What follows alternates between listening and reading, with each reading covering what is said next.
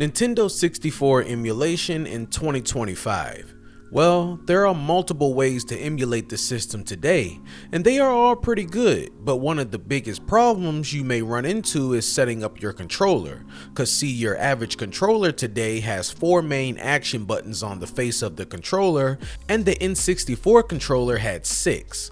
Now of course you could map those buttons to your triggers, but they will feel awkward when gaming, but luckily we do have options to fix this issue today, as of the new 8-bit DOS 64 controller that will cost you $40 as the recording of this video, and this will be the best of the best. But if you want cheaper options, then well, you have quite a few wired USB 64 controllers that work on PC on Amazon.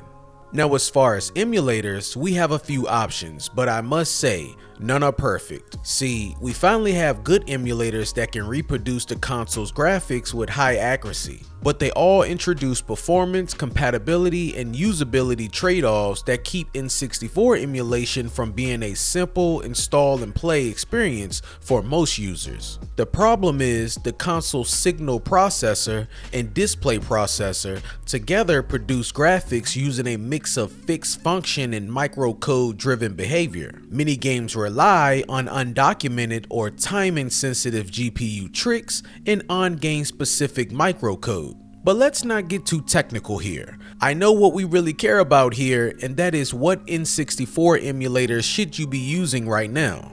Let's start off with my favorite standalone emulator, Project 64 for Windows.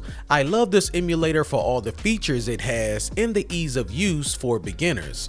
You don't have to mess around with settings, and the majority of the plugins are already configured by default. You can also use cheats, which is cool, and multiplayer modes, so you can relive them GoldenEye multiplayer days. So if you want simple, it gets no easier than Project 64.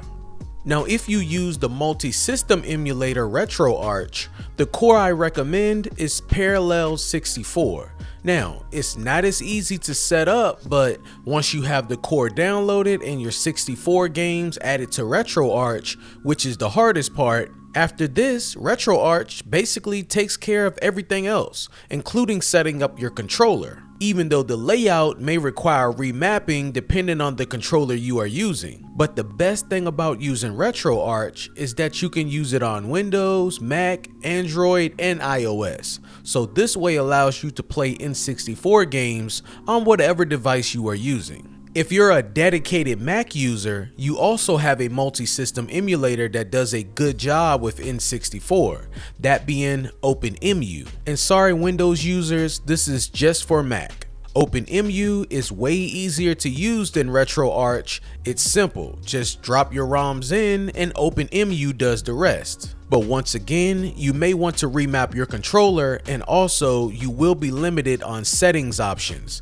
But if you have Mac, this is a great option to give a try.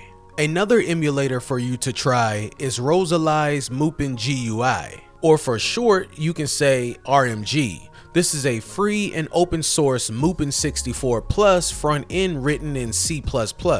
This emulator is available for Windows and Linux. It takes some aspects of Project 64 and mixes them with Moopin 64, which together make a pretty good combination. It is not hard to get set up, but also not as easy as a standalone Project 64. Now it doesn't have a lot of features, but it has everything you need to get up and running with your 64 emulation. And just like every other emulator so far, you want to remap them controls.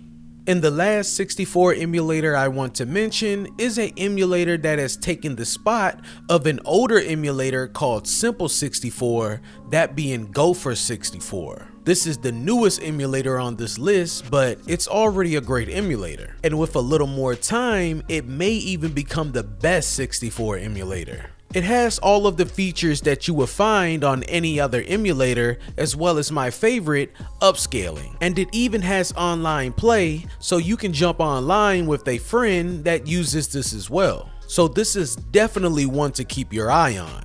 Now, of course, there are other 64 emulators out there, but I just gave you the best of the best, and really no matter which one you use, you will have a pretty good 64 experience. But like I said earlier, 64 emulation, period, is not perfect. Even with the console being an older system, some games will never look or behave exactly like the console without switching to the more advanced cores and sacrificing convenience. But let's just be happy that we have ways to keep the system alive for the future.